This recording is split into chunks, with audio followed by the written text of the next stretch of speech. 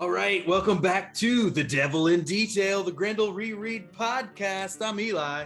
I'm Ben. It's big episode 70. We're covering Grendel Volume 2, number 21, second chapter of the incubation years. The devil is conspiratorial.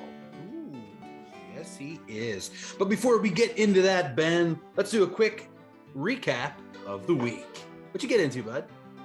I taught 4 times this week. Nice. 3 of those times were today. I'm toning Arcane number 3. We are putting the finishing touches on Arcane number 2.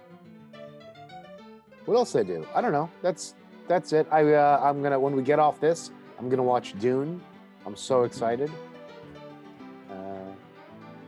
Succession came back. Oh yeah, I'm psyched for that. I think we're waiting like a few episodes till like we can watch like 2 or 3 in a row. Ooh, exciting. Yeah. That was really it. I made a bunch of art, did some Shel Silverstein drawings, did some reading. You sent me a bunch of PDFs, or you sent me a bunch of like in progress stuff. What's all that? Oh, I sent you old superhero drawings from like 5 years ago. Nice. Okay. All right. So, Stuff you're working through for your book. No. Collected. Oh no. stuff that just drag. stuff that no one will ever see. Yeah. Gotcha. Hey, I liked it, man. I read through it. They're great thumbnails. Oh, the comics. Oh yeah. I thought we were talking about something else. Oh. Yeah. Do this part over. Okay. Well, you sent me some great stuff that you were going through. That's like what, some of your old work, or?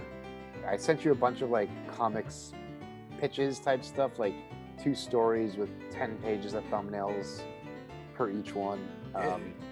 Stuff that may end up in my art book. Sorry for the confusion. Oh, it's okay. It's all good. Yeah, that's the name of the book. Nice. And what else? Anything else? That's the name of the book. Sorry for the confusion, Eli. Oh, that's right. Yes. I wasn't apologizing to you. Oh, good. I'm glad you weren't. I don't deserve it. That's cool, man. I can't wait for it. Let me know if you need anything, a pinup or a letter or something. I don't even know what it's gonna be. I just have to figure. I want to do it like magazine square bound, as cheap as possible. I think. Nice. What'd you do this week? Well, just continued again helping Brennan with his website. I received a ton of amazing art. BrennanWagnerArt.com. He's got some amazing Grendel pieces if you're interested. This variant cover is a favorite of mine. Super amazing. The cover of Grendel's Devil's Odyssey. And just a ton more stuff. This is one he did of Grendel himself. So much amazing stuff up there. So you can get it at BrennanWagner.com. I also got a pretty sweet package from a friend of the show, Morgan Hickman, who did a comic for the Zine and also is doing colors for your book, Oh Fuck Why. He colors Oh Fuck Why. His colors are incredible. As seen Absolutely. Here. Whoa! He brings this great, when we talked about like Brennan like doing the candy coating and the alien worlds, yeah, he's bringing kind of a similar thing where he's taking my style, which I am concerned with, like cartoon appeal, and he's meeting the color challenge very appropriately. Oh yeah, well done. Yeah, what else? Great stuff. Actually, as when this is out, we will be just a few days into Cosmic Lion Productions' first ever Kickstarter, and we are kickstartering Rocco Jerome's book called Ghost Agents. Whoa. He, along with some other creators, he's the writer. It's an anthology style book. We've got 4 artists: Ben Perkins, Barry Tan, as you know from the Grendel Zine, and Ben Perkins, the cover artist from the Grendel Zine. We've got Chris Anderson, just an absolutely amazing artist, and one other person whose name is escaping me right now, but I can. Richard Rich. Oh, Richard Rich isn't on there. That's interesting, though. You would think he would be. Rocco Jerome described this book as the ultimate writer-artist jam. Yes, it's amazing. Oh, Chris Faison, and with a cover by Sam J. Royal. So, far out. There you go. Man. It's just really fun. That ought to be good. Oh yeah, dude, it's amazing. And it's really been a trip working with Rocco again, because we worked on Image Grand Design together, getting the Kickstarter together for the first time doing that. I'm hosting it, and like just all that goes into doing that and getting it ready, which will be launched for us tomorrow morning, but for y'all it launched last Friday if you're listening to this when we go to air. Anyway, it'll go till November. Book is done? The book's in the can? The book is done in the can. Yeah. Wow. Ready. Yeah, dude. So yeah, we're excited. We're hoping to raise $4,000 for the book to cover posters and all the cool stuff, shipping and all that great stuff. So I mean, I'm super excited for that. Yeah. Yeah. Well, that should be exciting. A good crowdfunding experience and a good book to do it on. Absolutely, dude. I'm so psyched. All right, and now it's time for our next segment here on the Grendel Cast, and that is the letters column, Grendel Tracks. Grendel Tracks. I just thought of that right now because I actually did read the letters column this week. But what I wanted to do today is spotlight a couple of good. It was interesting, and there was one. Ooh, Diana. You really let him have it. Ooh, that is great. We'll talk about that at the end.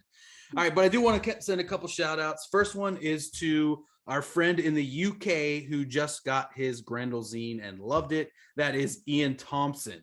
He said, wow, I am partway through reading the zine while listening to Captain Beefheart on my record player. It could have been John Coltrane.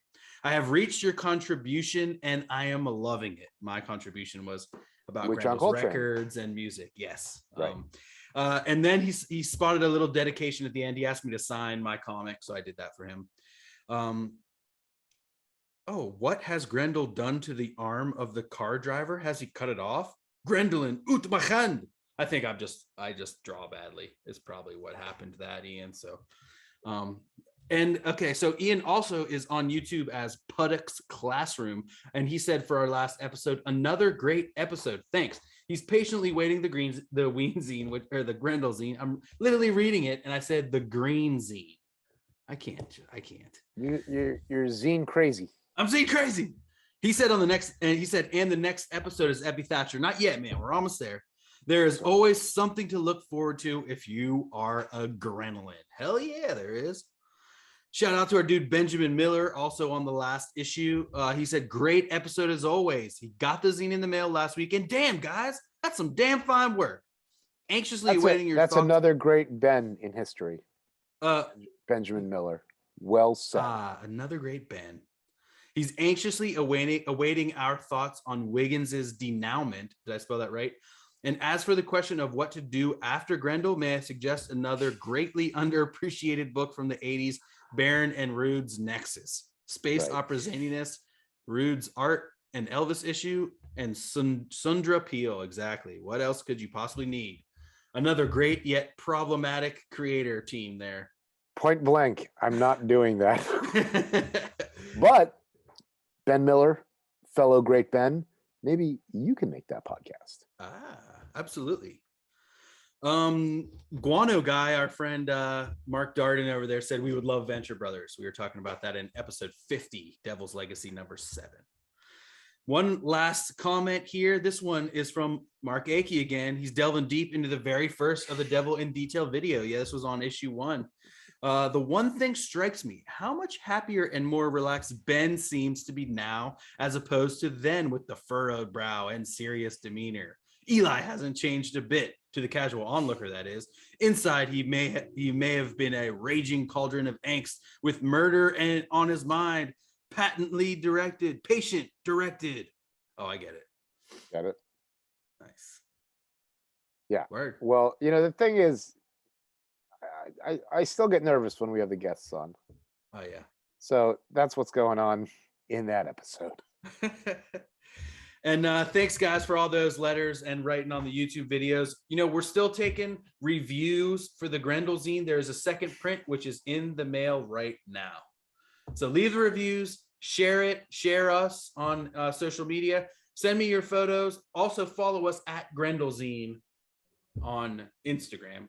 And then send me a photo of your 5-star review, Eli at cosmiclionproductions.com. And with that shameless grift, let's go to the theme. With the box, ready to go. Any fast, any slow.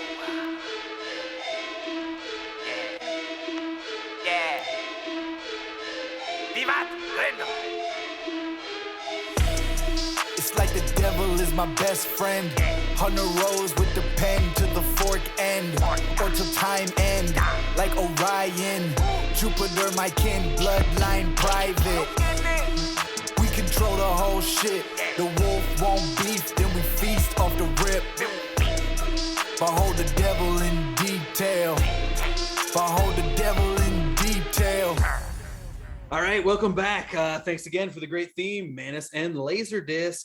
Shout All outs, right. Manus. Shout outs, Manus.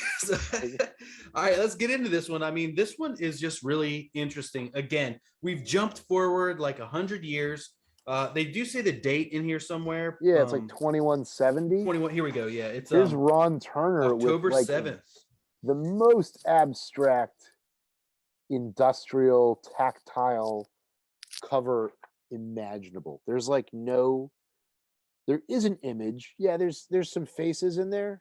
Mm-hmm. If you look closely, the characters I guess are kind of in there. Yeah, they are. Yeah, it's them because the with the rest metal of it jaw is- guy and Yeah, like the rest of it is just like, man, it looks like apocalyptic. It's it's really crazy. fucking crazy. Yeah, there's like some levers and shit in there. A couple. Yeah, there's crazy shit going on. Yeah, I love these. Well done, Ron Turner. I would love to see more of them like in their original form. Yeah. You want to talk about Go Man on the front and side cover? Go Man, go. Well, you're the one we were talking about it during the break here. I had never heard of it. It's got a cover and introduction by Matt. Yeah, nice airbrush, Matt. Yeah, but I've heard of this book through the Strange Brain Parts YouTube channel. Shout out Strange Brain Parts. Lot of good Grendel coverage, but they talk about lots of 80s independent books, and this is one of them, and they made it sound fucking awesome. Bill Widener, did he go on to do anything that we would know, or I don't know. Oh, interesting. Yeah, but I'll probably put that on my want list for sure. And as we get into the story, man, it's like we were kind of talking a little before, the narrative style, it's kind of like in between like normal narrative and the kind of like sparse dialogue, abnormal narrative.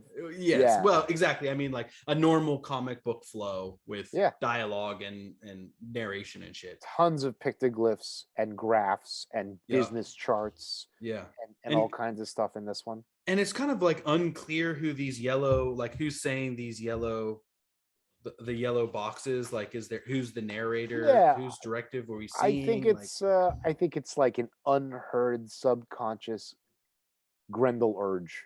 Yeah. Grendel demiurge that's speaking to Charlie Dore. Charlie's a executive at OBES, Omni Broadcast Entertainment Systems. Oh, you just pull that off your head, or is that I say that in the book? Oh, did they? Okay, see, this is my second reading, and I picked up all these details I didn't see the first time. Great, I'm happy. So it's basically Disney. It's like, right. The point is that. But their Mickey is Grendel. Yeah, but Mickey is Grendel. Yeah. And just like the last issue, the opening splash is takes place right after the last page of the story. Oh. See, you really get it. You did get everything. Good call, dude. You're right. So they're all seeing. It's tricky because the credits are covering up the fucking sound effects. Right. That's interesting. He like did that opening splash, and they're like, "Where do we put this? There's nowhere to put it." I guess there wasn't anywhere to put it. Yeah, I'm sure. I hope that at least that they were able to remove that for the omnibuy, but who knows? His Charlie's standing in the foreground. He sees himself crucified. Right. And the Grendel urge is calling him a martyr and all this stuff. And his corporate executive, not underlings, but his team of execs, the board or whatever. Yeah. They each have their own unique style of word balloon and lettering, and the tails are totally unique, and the shape is unique, and they speak in images and symbols and graphs and charts. Yeah, so man, cool. Again, just a great nod to Matt. Like you're killing it with this, with pushing the envelope of creativity in comics and just like doing it differently, man. Like consistently different, which makes it so much fun for us. Sorry to interrupt you, but it just makes it that much greater for us to cover this every week, you know? I read this for the first time over the summer, and I was just like, I just wish more books were like this. Yeah. I think that the effect is that it really gets in your head. There's a ton of stuff not said explicitly that is suggested for your like imagination to interact with the text that's there to fill in the blanks. And that quality is in most of the Grendel saga, but it really shines through because of the presentation strategies that they take. Yeah. Just with how the text is doled out. Yeah. Loving it. So we turn to the next page, and they're in fear right now. I think the first two tiers are still in the like at the end, and then the third tier we flash back to like the early part of the day, where this metal jaw guy is like sleeping, and we're kind of, it's because everyone wants to be such a big man. We see like the fear there. It's just crazy. Aren't we all surrounded by Pharisees? I had to look that up. That's like means like sycophants and stuff. Yeah, I think that those were like the rabbis that are trying to who branded Christ as a radical. Okay. Like the Orthodox guys that it did say like the Jews of the Bible or something like that when I looked it up. Yeah, it's a tribal. It's like a tribal thing. It's like people that were like into religious and legal law, I think, and sort of like blended it together the way that only a fundamentalist could, I think. I think that because he compares himself to Christ, that when I think he's talking about Christ's. Oh, I got you. Like reflecting back. The people that were like, you're not a real Jew anymore. Oh yeah. Well, then he's like, all right, I'll start my own religion, right, and that's like what these guys did. Especially this dude with the metal jaw. It's pretty interesting. He's the like food man. He is a chazer. Yeah. Yeah. All right. Next page, we're introduced to the head guy here. He's in this like Wall-E type of chair. It seems like they all have these like Wall-E chairs, these like floating chairs. And again, it's tough to really grasp on to everything that's going on. But like you said, you kind of are generating this narrative in your head. And this is OBES CEO meeting October 7th, 2170. And they speak in buzzwords. So it's like, true. You don't need, like, we were like, wow, Matt must have really researched the diamond industry, And here it's like, nah, this is just like collect some buzzwords and throw them in there. Yeah. That anyone knows from like, TV or any type of news or something. And it also looks like there's like TVs going on behind him that are always showing like, the Grendel show and the Grendel show. But it's only Christine and Hunter. There's some, Christine and Hunter, right? Right. There's only those. It's only those two. Right. And because that's all that's happened so far, I guess. And Brian. Well, BLS. Yeah. He wasn't widely known, and not a lot of people saw him, and maybe news of him didn't really get out in the same way. Maybe, but I'm sure Wiggins wrote about it. Yeah, you would think. So anyway, the meeting goes on, and they're making money and pigging out and indulging themselves while bored. Yeah. The woman has like all violent fantasies about murdering her coworkers. Oh, yeah, I see that. And then as we see the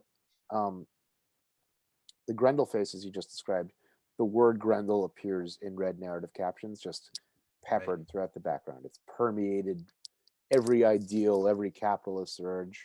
Kind of like to say that like it's always just on the tip of their tongues. It's like the name of Grendel is constantly being spoken in this building, in these circles, through the board here. It's their bread and butter. It's everything to them. And just like Disney, it's all about like entertainment and merch.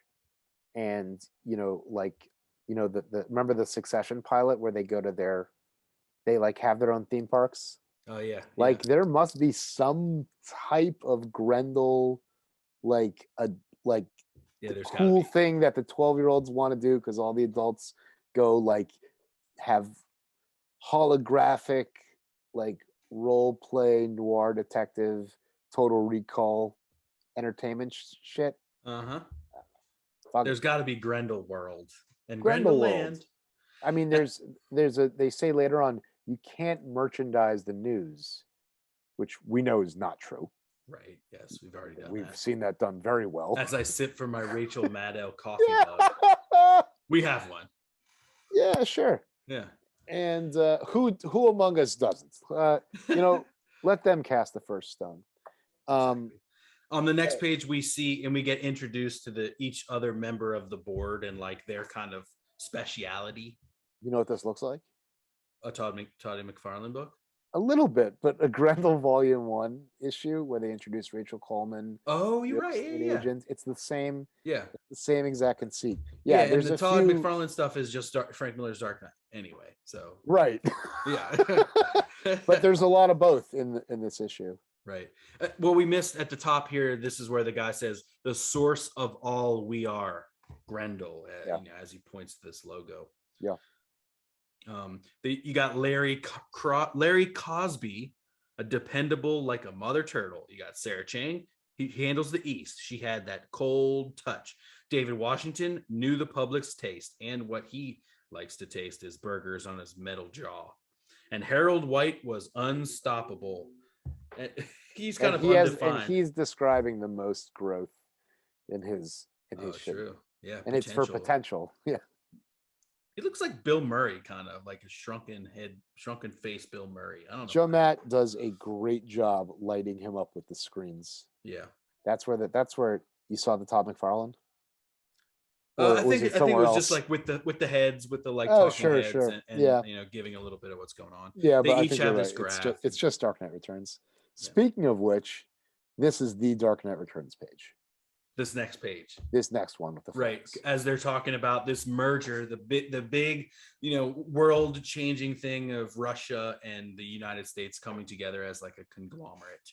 The final step that the megacorps needed, and it was only a logical step after all, for their, basically, it sounds like for them to gain access, they're going to broker this deal so that they can gain access to the trade territories in the Eastern Bloc and sell Grendel to them. To Russia, yeah. And the world. That's it. The president isn't having this. No, and they all think he's got his head up his ass. Yeah. That's an interesting one. And that's really cool how they each have their different thought like shape coming. Their tails have a different shape. The tails. Yeah. Really cool. And his head's way up his ass, man. It's really far. The president says, family values, purism, forefathers, nationalism, and history. Isolated among the history, which is it's eerie to hear, to see this. He has the best words, he thinks. The recurring respite motif for Charlie Doré is his executive washroom suite. Yeah. And he's constipated the entire issue. He's just trying to make. This is one of the few comics I've seen that has an entire page spent just shitting. Just 6 panels of a dude shitting. Yeah. Well, but not on this page. The POV is like kind of the craziest bit. Right. This is his arms, right? Not his like boobs. Those are his knees. Oh, okay. I see. So I think. And that's the toilet seat, not belly.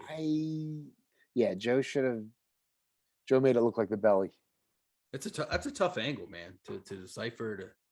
Well, Hannibal King and Tim Sale sell the legs very well.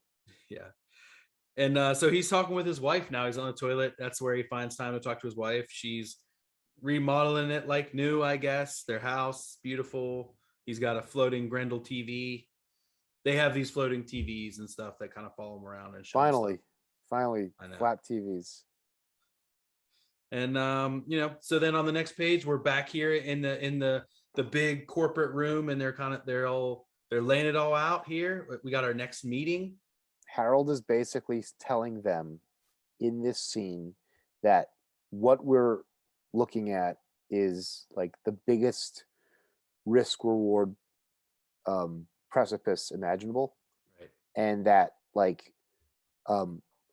he says, can we afford it? Can we afford not to? Right. And then I think on the next page, it basically, oh no, not yet. He's leading this deal, and it leads us into a call with the prime minister of Russia. Right. Whoever's running Russia. Right. And he seems as excited to get maybe like the US exports as the US is excited to get their their Grendel stuff over there. He wants jeans and Pepsi and Well, his it's imports. really funny because I know that your beloved Captain Janeway participated in a subplot on Orange is the New Black, where there's like a 1980s Russian jeans black market. Is it Captain Janeway, the character in that show? What? Yes. Oh, played by Kate Mulgrew. Kate Mulgrew, right? Not the real Captain Janeway. Oh, I the was like, actress. dang, she went. That was another time travel episode. So it's really funny that like those kinds of like this is very 80s, right? Oh, It's yeah, because like of obscene. Russia. It's like an obscene version of the 80s with the topless jeans model. Right. It's Yeah. crazy. Which is like not far off this giant Pepsi can. Right. And then on the next page, he's like, more spurt, and it's just Right. like, And I think it's Grendel, because if I can have those products, I can pacify my people Oh, into true. whatever I need them to do. And these guys are like, the opportunity is like, well, if jeans and Pepsi is what you want, like we've got something. even guess what better. else? Like the Grendel MCU or whatever, whatever the Oh, fuck it yeah. is. Gosh. Absolutely insane. And like, so he seems really excited. Like Harold giggled as the lights came back on. They're all kind of like a Twitter about this possible deal, this like big deal that the US and Russia is brokering a peace. And then they see the president on the stage. I like the details here on the bottom of the floating chair. Excuse me, the bottom of the floating chairs is kind of this like almost like upside down cityscape of gears and stuff. An antenna array. Exactly. In the red, white, and blue. On the next page, we just kind of see Hunter and Grendel, and we're getting Hannibal King's Hunter here, which we don't really get to see too much, but maybe he had a plan. Maybe I mean, so they've got Hunter movies and Christine movies, and they've probably got series, fictionalized shows. Whatever. We're saying it's just like making a movie about Wyatt Earp, or some Western figure, because this is 2170. Is that right? Yeah. So that's 200 years after Hunter. Yeah. So the legend has become fact at this point. Right. So exactly. Yeah. And extra Grendel entertainment. It could be anything, but I stand that if you think about Devil's Legacy as a book, as the movie that these people are fucking making, what did I say to you? All of the strange parts in Devil's Legacy suddenly become the most interesting parts because those are narrative decisions unreliably narrated by people 200 years in the future. Right. And that's why some of the technology is right and some of it's wrong, and why there's like these floating phones, or why there's like a rotary, dialer here and there, because they're like weren't really sure exactly where all the history fits. Weird anachronisms. Exactly. Ah, man. On the next page, they go. He's talking with someone else. Oh, that's his son there in the bathroom. There, that's his son. And he's in his own executive shitter. Right. Level 13. But he thinks that his father is the exploiter, capitalist, bourgeoisie, a hippie fucking son. That's what you get. And I was a little confused about how old because of the son's hairline.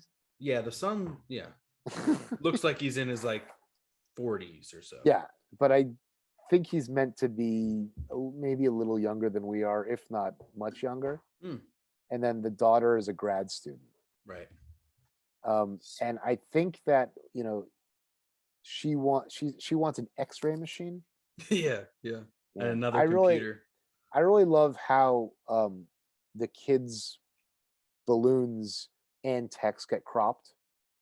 We've been talking a lot about those kinds of devices when we make comics lately, about how you can just capture the gist or the essence of what a character's saying, and then like kind of push it to the side. Yeah. And the reader is able to like kind of fill it in. Yeah. I really liked Tim Sale's screen tone on this page. He does a few interesting things.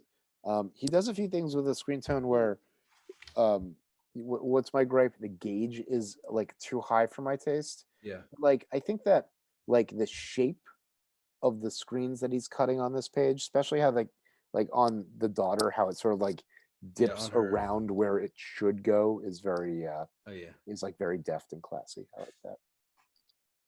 And how I mean, like you can't cut it exact, like around her fingers there or whatever. Like it doesn't go in every perfect thing.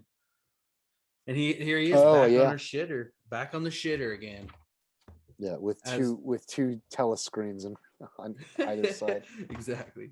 We turn the page and we get a pretty cool. We get to see what are the Panders doing now? They're on Ginger Fox with Mike Barron from That's 20th the second Century mention of Mike Barron in this episode. Oh my god! Maybe we are destined to do a Nexus podcast. And also, Fish Police is coming to Kamiko with a new fish shticks backup illustrated by Bernie Moreau. Whoa! I know. Suddenly, I want the book. I know, me too. How many fish sticks backups do you think Bernie did? I don't know. We'll have to find out. Man. All right, Steve next Monteith. page, man. I know. Shout out Steve. Shout out Steve Monteith and Fish Police. All right, so we're back here and the world is buzzing. Joe Matt's airbrush is awesome. This is sort of where really the nice. most, where this is like where the Lynn Varley kind of comes out the hardest, where he does that spatter airbrush over solids. Oh, right, over colors or something. And I guess they're watching a speech by the president, secure, sufficient, amen. But then he's like, oh, we've actually declined by $70 billion. A 0.04% decline is $70 billion. So the buzz around the world is from a trade agreement called FRETCOM. Oh, right. Which threatened to change everything that ever was. So I think Free Trade and Communications Act. I'm not sure if that's going to hinder their deal if it goes through, or help their deal. I guess it sounds like it's not helping, because I think made them have a 0.04% drop. Yeah, they lost $70 billion. And there was a chill in the room. And all they think about is the two executives think about the money that left. Chang thinks about murdering them all. Mm-hmm. And Harold White is like, bullseye. Bullseye, baby. Here we go. And he's like, anyone care to make a bet? Like, how long is this yard? They're like starting to bet on the people on like whether it's going to be good for Omni Broadcasting, right? I guess so. I think that the in the green captions, we said it was like a Grendel urge, but I think it is really just Harold, Charlie Dore's, what's his fucking his name? like inner monologue. His inner monologue. Yeah. He says that 9 of the last 20 presidents were assassinated. Right. And that they don't even make it to one full term. Polls showed only maybe 13% of eligible. Okay, so only 13% of people are getting out to vote, and they're fundamentalists in a civic sense. So that's very strange. Yeah, civic fundamentalists are the only people that are voting, and it's just like fucking 80-year-old people. Yeah, it's just the American Gothic type of folks. So everyone knows that like the megacorps are in charge.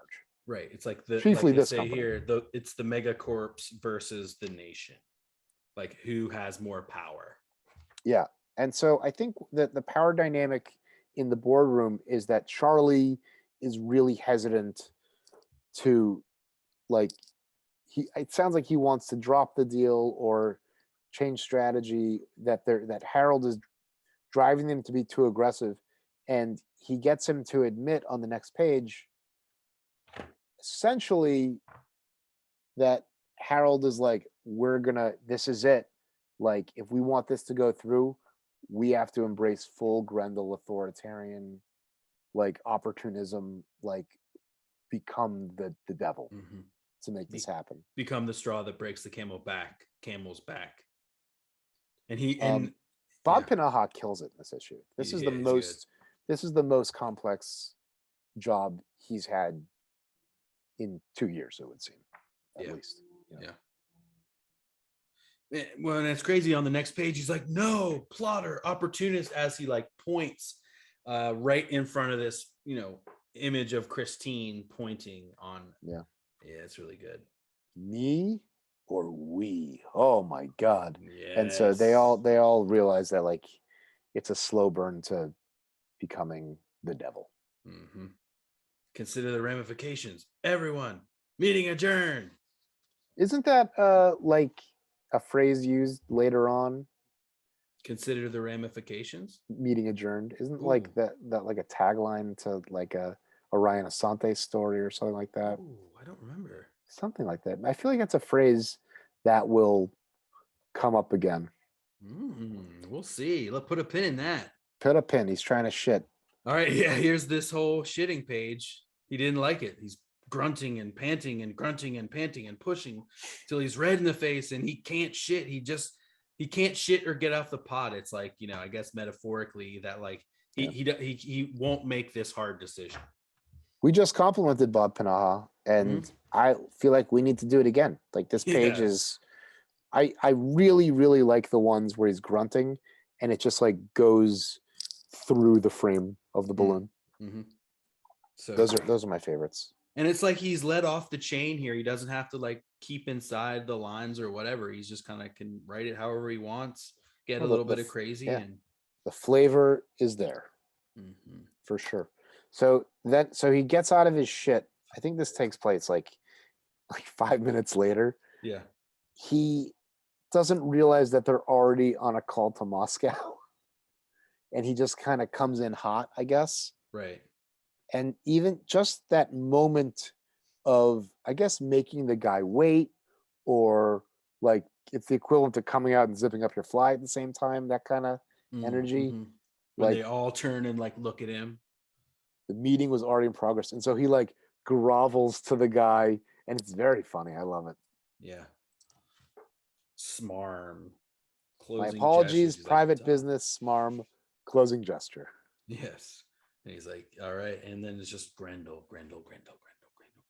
Yeah, their profits rise. They're in the shit. They're in the Grendel dump. All right, Kamiko Blimp. Kamiko Blimp, what to and how to get your letter published by Diana in the back of any Kamiko book. Don't write too much. Keep it focused. Be honest. She calls them these two LOCs, letters of comment. I hadn't heard of that. Yeah. But it's always fun to just kind of read Diana and then good rundown. What's going on? Yeah. I really enjoy this background with like the slashes, kind of like the blue and yellow grid slashes. Your brain like makes a square around this. It is. Like it kind of hurts my eyes to be honest with you, but I do like it. Maybe that's why I like it. All right. All right, so we're back. No one had informed him of a change in schedule. He's like, who's authority? Who did this? So he is fucking pissed. So the call ended, and now he's like unloading on his usurper here. Yeah, I really enjoy the curlicue of smoke as he like flies. He beelines it to Harold in his floating rocket chair. He's like, you. He's like, me. What? Then he says, me, you, me. Yeah, it's just like, yeah, he continues to say, this isn't my doing. This is the company. This is us. We're all in this. Right. This is what we do. Let's embrace it. Yeah. This is destiny on the next page. Morality. Look around you. Since when? It's all the same. Listen. It's just Grendel. And this is an interesting panel where the rest of the board is like, yes, dear. Yes, dear. Like, just, it's getting. Well, isn't that what he says to his wife? Isn't that what Charlie says to his wife when I think so, yeah. So it might be. I'm not sure. Like they're mocking him for like. Maybe not. He doesn't even say it. I'm making it up. I think it's just like they're. Yeah. He does say yes, dear to his wife right as he hangs up on her. Yeah. Oh, there you go. Well, yeah. Yeah. So maybe it's like symbolic of their submission, like that they're already on his side, I suppose. Yeah. Like that's all it took. But all they care about, you look at his hand gesture. Harold's like, the money. I'm all about the money, the profit, and then a 2-panel sequence where Charlie realizes he's right. The buck stops here. Like, are we in business or aren't we? Right, and he's kind of like, you can't always do the right thing when you're running this like fucking conglomerate, run on a murderous, anti-hero. This next page with the 2 talls. Is one of my favorite pages in the cycle, period. Really, really good. And they all floated away, leaving you to wonder who created capitalism. Grendel. Look at Bob P with these diagonal captions. Oh my god. That is Insane. something that you do not see outside of independent books at this time. Yeah. This is It is- amazing. It Absolutely is the kind of like innovative presentation that Jim Shooter would have a conniption fit over. amazing. And that's why it's so great. Yeah. Oh my god. Right, Absolutely yes, dear. alone. Yes, Yeah, dear. there Yes, you dear. go. And she and then he's seeing just like everyone in his life, mother, son, daughter, want, capitalist, you nuclear. You know what's very funny is that he says earlier that even the wife is looking good. Business is good. I feel good except for my bowels. Even the wife is looking good. She looks far less good on this page than she did in her first appearance. Right. Now that his image of life is going downhill, I guess maybe. Which is when that martyr syndrome sets in. Now the son warns him of the nuclear threat, Oh, yeah. of the Cold War tension that's The going Cold on. War rearing its head again. Yeah. And on the next page, this is another beautiful like overhead of this boardroom with all these screens, and every single one of them is plastered with the Grendel eyes. So he's like, screw it. After all, he thought about it, and he's going to concede now. Yep, you're right. We gotta do it. I'll put in my key code or whatever. And then the screen this is really great. Yeah. This is where like Joe Matt has got like the sprayed airbrush and it's going Really crazy. cool for like It goes like from a crackle. film shot of Hunter Yeah. looking like he's about to murder you. Yes. And then very the screen awesome panel. changes, bloop, zoop, and it does it kind of in a weird way. Mhm. I maybe unconsciously in the shape of a cross, but it is there. Oh, true. And then this like I don't know, this like Ayatollah Shah industrialist guy Yeah. shows up in his glasses and he's giving them orders. He's like, hey, yeah, he's like, either, pay the price or that's it. Yes. And then goodbye. It's like, you think he's giving him an ultimatum here. He says solutions, price, like pay me or else. Yeah. This is what I pay you for. I pay you to make me money. Where's my deal? Oh, so you think that's like the boss or something? This is the guy who's calling the shots. Ah, okay. And he has found a way to make the world's other, to dominate. He's the ultimate Grendel. Yeah, I guess so. He's the Khan of this era because he's going to find a way to get the U.S. and the Soviets to be under his submission. And the next page is just like Grendel permeates more, and the and we go to DC here where the U.S. president thinks Russian guy is a baby, and the Russian president thinks that he's an old man, an old fart. Grendel. And as they go to shake hands before the entire world just nuked. Just like that. Yeah. Washington, D.C. is a whole. Yeah, there's a big boom and the men explode. So it almost feels like them touching set off an explosion. Right. It's not totally clear how that happens, but the next page is Charlie like choking himself as the screens display mushroom clouds, and this Grendel eye, incredible Joe Matt, falls over the perspective, the color, the airbrush, the solid. It's absolutely a stunning final page. And so you see You're No Martyr, of course, just a step on the road to recovery. What's that you hear in the future? Just a heavy step of Grendel on your life. Thanks, Charlie. The check's in the mail. Check's in the mail. There you go. Man, so how's your second read through feel after one just an hour ago? I mean, pretty interesting in the scope of things, I think. I think that it's important to focus on the scope of this story, and this shows we're getting these little snapshots in like the progression of, like you said, like 300-400 years, or like Matt said in the beginning of last issue. So we're seeing just like these little pieces, and the hype page for next issue says, among the ruins of Washington, D.C., cyanide ivy meets a fork. It could almost be a love story, so it's like we're kind of picking up like near where it ended. That? On the Kamiko hype page, on the Kamiko blimp. So I've never read that issue. Oh, really? Cool. So next week we got a new one. Yeah. Nice. Awesome. There was a Shakespeare quote at the end of last issue for this one, and it was, Lord, Lord, get this iron out of my bowels, I can bear no more, or something. Something like that. Oh, like how he is constipated. Like how he's constipated. Oh, interesting. Yeah. So this one's from Romeo and Juliet. A serpent heart hid with a flowering face. Did ever dragon keep so fair a cave? Interesting. More painted color by Joe Matt, Tim Sale, Hannibal King. Cover painting by Ron Turner. Another great ish. And then we get to this issue's Grendel's Lair, which is led off with a beautiful poem. I like this poem very much. It was good? Yeah, very cool. We get some more stuff. Some people being like, where's Tujiro? Like, what happened to Tujiro? I can't remember if he comes back, man. Let's leave that table out. Let's not answer it. I mean, this is the same question that we were sort of mulling over. Yeah. You know? But I mean, the showstopper is this letter from this Christian school teacher, concerned citizen Gloria Chadwick from San Dimas, home of Bill and Ted. No! Oh my God! Oh, this is just absolutely. She doesn't like the fucking. Should we read the letter? No, don't read it. This is the sex scene. Why don't you read some of Diana's choicer responses? Well, I mean, you got to say, like, she says, like, if we as Christian school teachers and parents have to compete with this through the lives of our children, it will be a miracle if all of our children do not end up in either mental hospitals or in the state penitentiary.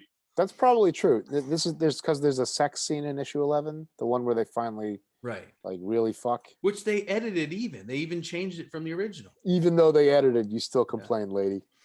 It's amazing. She's like, so Diana fucking rips her a new one. Frankly, Diana, it's people like you who give the educational system its bad name, and I honestly hope you will reconsider your chosen profession before you inflict serious damage upon the nation's children.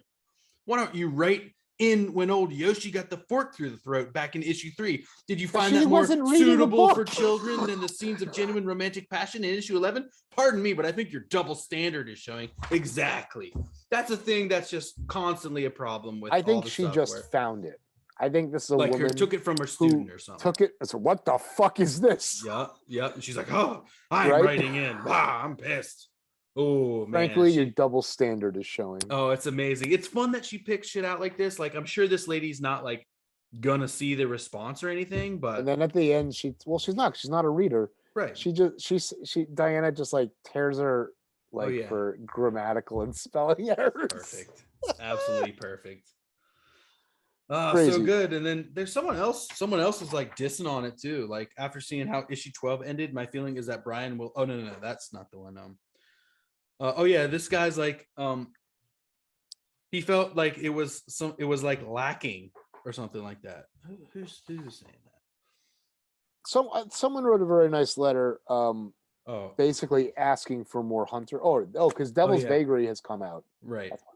He loved Devil's Vagary, and he says, I really want to see more of this stuff. And they're like, well, you just had 4 issues of the novels. How psyched. There you go. Matt felt the same way. Exactly. Some love heaped on the Panda Brothers here, and then some just retailers talking about how Grendel's like their biggest selling book. That's awesome, man. I think it's funny because honestly, with this issue, I think the gear shift is pretty complete, right? To move away from everything from Hunter and Christine and Wiggins and Brian. Yeah. And like the con stuff is upon us, right? Obviously, God and the Devil is an epic, but like now that like the world's been blown up, it's basically like the same kind of like post-apocalyptic, like scavenger Mad Max shit that the most of the rest of the series it's all gonna be. So I think that's really cool. Yeah, super excited. This was a bit of a tougher issue to follow and to kind of like react upon for me, like in the show. It's totally different. Yeah, it's totally different. Yeah. It's not that I didn't not like it. I enjoy it. I like, sure. I'm here to like it, so I'm not gonna be like, oh, it was a throwaway issue that sucked or whatever. I'll never say that because I'm here to love Grendel, you know, and like I enjoyed it, but it was a bit tougher to like grab out elements to chat about, you know. But well, I think that one of the reasons for that is because there's obviously more story to tell about this company and the media that they make. Yeah. And so like if you had an issue or a part of the story where each of the 4 executives, did I say this, is like in their own franchise, and you can sort of see what they're making and how those characters are managing it. Yeah. And one of those is the Devil's Legacy movie set. Oh my God. That's you my want story. that, dude.